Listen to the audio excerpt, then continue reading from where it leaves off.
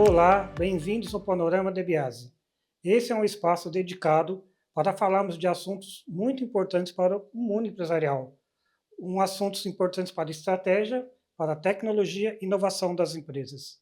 Sou Luciano De Biase e tenho como convidado Paulo Otto Romanowski, CEO do Grupo Way, que vem tratar de um assunto extremamente relevante que tem tomado conta das organizações hoje em dia, que é o ESG.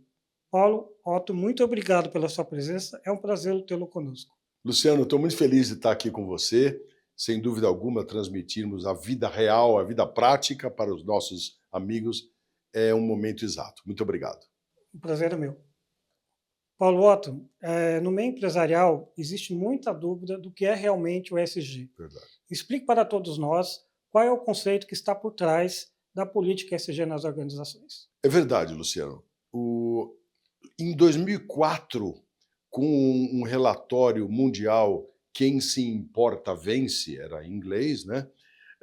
Teve um projeto global da ONU e do Banco Mundial que incentivava as principais instituições financeiras a considerarem os fatores ambientais, sociais e governamentais nas suas decisões de investimento. Por acaso, eu era membro do Parlamento Mundial da Segurança e Paz, da ONU, e eu acompanhei isso desde aquela época. Então, quando se fala em ESG, todo mundo atribui isso ao pós-pandemia e principalmente a uma ênfase que houve na mídia a partir de 2022, quando começou a trazer essa tríade ESG, que todo mundo já sabe o que é, né, para um conceito mais de corporatividade.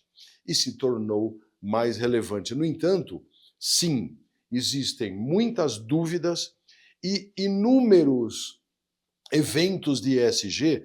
Se fala muito em conceitos, mas a vida prática é diferente, né? No ambiental, a gente fala de impacto nos negócios e no meio ambiente, no social. Nós estamos falando de bem-estar, de processos saudáveis, na governança, princípios que as empresas adotam de responsabilidade, transparência e ética, o que é tudo muito subjetivo, Luciano, porque, só para concluir, o que acontece no ESG de 2022 para cá, principalmente, onde as empresas estão muito dedicadas a isso, o social, os empresários dizem, mas eu já faço, já dou benefícios, já dou um monte de coisa. No meio ambiente também, porque eu tenho hoje a reciclagem de matéria-prima, os descartes ecológicos, ok, e na questão governança, isso é muito relativo. Eu sou obrigado a dizer que muitas empresas, têm processos de ética LGPD, compliance, muito bem implementados, treinados e checados continuamente. Mas a maioria concluiu relatórios a serem apresentados para os cadastros de fornecimento. Então nós temos uma discrepância muito grande nisso. E, Paulo, a grande dificuldade que eu vejo no mundo dos negócios, principalmente para o médio empresário, é entender como incorporar isso na governança e como fazer disso uma política constante nos seus negócios para que isso não se caia no vazio. Existe um tema muito conhecido que é o greenwash, que é o dizer que faz e não faz. Isso. Como fortalecer essa política nas organizações? Entenda o seguinte, existe um estudo feito pela AmCham Brasil que mostra que 7 entre 10 empresas implementaram ou estão implementando práticas ESG na atualidade. 71% das empresas que estão participando desse estágio inicial, alguns até avançado, proliferam essa prática, essa estruturação, dizendo, eu faço. No entanto, é ainda muito insípida a implementação na amplitude do conceito do que se pretende. A nossa credibilidade nisso é que estão fazendo, mas existem ainda, a sua maioria de empresas ainda está implementando isso para a obtenção de relacionamento corporativo, de obtenção de credibilidade perante fornecedores e clientes, mas falta muito, tem muito chão ainda, Uhum. porque é um problema de origem cultural inicialmente. Incorporar essa necessidade e esse programa está muito além de uma prática social e de meio ambiente. E considerando todo o avanço que já tivemos desde 2022, como que você enxerga, Paulo, as tendências do ESG comparando o Brasil com as propostas internacionais ou as políticas internacionais? É um processo irreversível, não tem outro caminho, porque até pouco tempo nós falávamos em qualificações para as companhias, né, com diversas outras formas, os ISOs da vida, etc. E ESG é uma tríade irreversível, muito antiga, que só agora está prestando atenção, porque, na verdade, a gente entra depois na questão dos benefícios, né? O ESG é um complexo de implementação que, obviamente, dá uma projeção diferente das empresas, melhora a performance, um monte de coisa, mas é principalmente imagem. Entendi. Mas é importante também para o empresariado entender que, além da imagem, existe um ganho nos negócios que a gente vai falar daqui a pouco. Mas o importante também, no mundo dos negócios, é saber que o Brasil já está num momento avançado da Isso. ESG. A partir de 2 anos, as empresas de grande porte vão ser obrigadas a apresentar suas políticas ESG para os investidores, né? Isso. E isso traz cada vez mais exigência para as empresas de médio porte cumprirem com pautas ESG para atender esses clientes de maior porte. Então, é muito importante que as empresas se atentem ao movimento e às tendências ESG. E nessa linha, Paulo, que a gente não torne o ESG somente uma obrigação, como é que as empresas enxergam os benefícios de aplicação de uma política ESG em seus negócios? A, a, a diferença entre o período de obrigatoriedade futuro, né? Porque ainda Sim, não tem nenhuma certificação governamental, é uma coisa ainda, eu diria que a médio prazo. No entanto, a gente tem acesso a relatórios maravilhosos de centenas de páginas de grandes corporações que estão muito focadas no conceito. Agora, em termos de benefícios, tem muitos. Você tem desde atração dos investimentos, que é justamente a rentabilidade e o impacto social que isso gera no mercado, e é uma reação importante, a fidelização dos clientes, porque o compartilhamento dos valores conceituais desses programas geram uma adesão muito bacana. A redução de custos operacionais é tácita, mas e até prevenção de risco, né? Mas, obviamente, precisa ter processo em cima disso. Entra aí a DeBiase, por exemplo, com toda a sua imersão para avaliar isso, com uma série de preceitos e até auditoria nesse sentido. A melhoria de reputação é o que fortalece a marca, atrai clientes e parceiros e até, não há dúvida, né?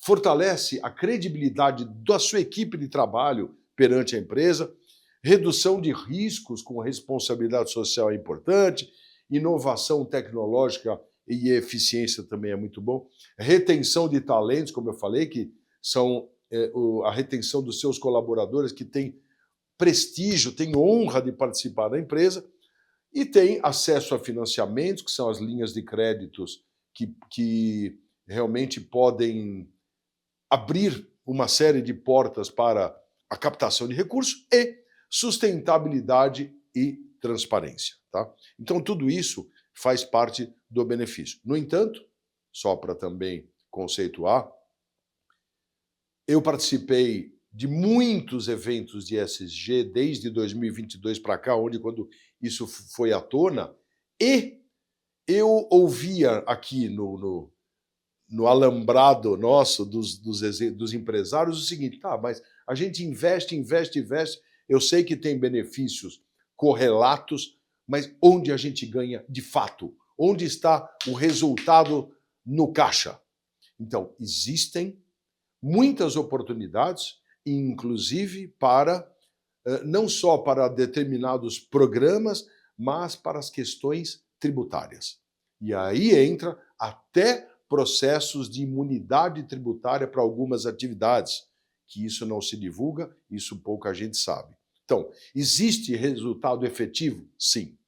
Paulo, mas é interessante que, ainda com todos esses benefícios e com todo o avanço do ESG, existe muito ceticismo no setor empresarial. Muita gente quer isso está muito longe e isso não é um assunto prioritário, né? Muitas vezes o empresário ele tem que lidar com o dia a dia.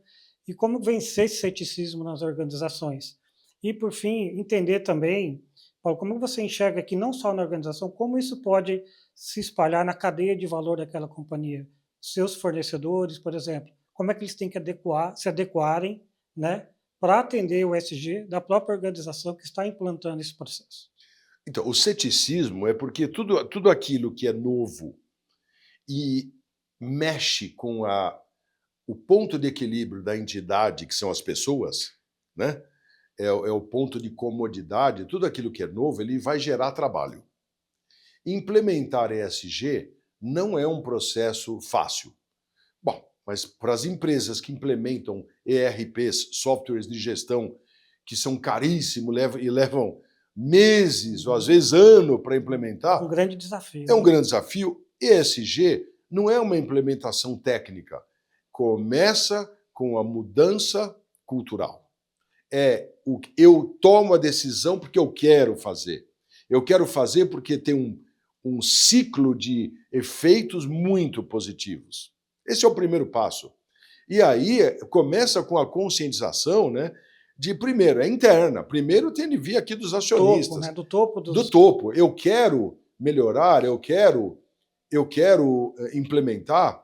E aí ele tem de fazer uma imersão dos pontos fortes, fracos, fazer um diagnóstico profundo para identificar quem é e o que é a empresa dele naquele momento.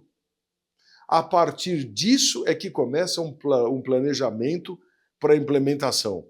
Isso é feito sozinho? Não, precisa projetar os conceitos de ESG e até que ponto isso está alinhado com as práticas da empresa, porque tem de mudar, E tem que fazer sentido para o negócio tem de também, né, fazer Paulo? sentido. Porque não adianta você entrar numa área de ESG, somente ambiental, que não traga tanto reflexo, tanto para o meio ambiente como para o seu negócio. Esse planejamento, Luciano, ele é tão bonito porque abre a mente dos empresários. Quando a gente fala, não é só vantagem financeira, mas tem de ter, porque o negócio é igual ao resultado. Então, quando o pessoal fala, eu não vejo vantagem financeira nenhuma, é só despesa, despesa, despesa. Não. Tem decorrências que levam a inúmeras vantagens financeiras, é o resultado da empresa. Por isso que eu digo, precisa vencer a cultura, precisa ter um diagnóstico profundo, né? Precisa ter metas claras e mensuráveis e envolver a sua liderança com seus colaboradores, porque esse pessoal que está lá na operação, mas, porém, contudo, todavia, busque apoio de especialistas, porque achar que é autossuficiente para implementar esses preceitos é um grande erro, assim como muitas coisas que estão no mercado, na modernidade, por mais que as equipes internas sejam altamente competentes, e eu não tenho dúvida disso, porque hoje não tem espaço para incompetentes, hoje todo mundo busca estudo, busca aperfeiçoamento, mas existem especialistas no mercado para cada segmentação, como o próprio nome já diz, especialistas. Então, esse apoio é importante até para ter, até na implementação, objetividade e redução de custo, fluência, controle e validação. E temos que levar em consideração, todos nós, o ESG é uma matéria multidisciplinar, né? Então, você precisa de especialistas de diversas áreas, que Isso, vai desde o ambiental, de governança e até recursos humanos, né, Paulo? isso.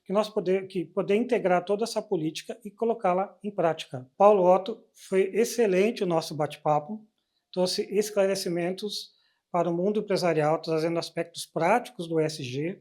Quero agradecer a sua presença, coroando aí nossos 30 anos de parceria e sinto-se convidado para novas oportunidades. Agradeço a todos que nos acompanharam até aqui e fiquem ligados no Panorama de BIAS para novos assuntos de muita importância para o mundo empresarial. Muito obrigado, Luciano. Um grande abraço. Grande abraço, Paulo.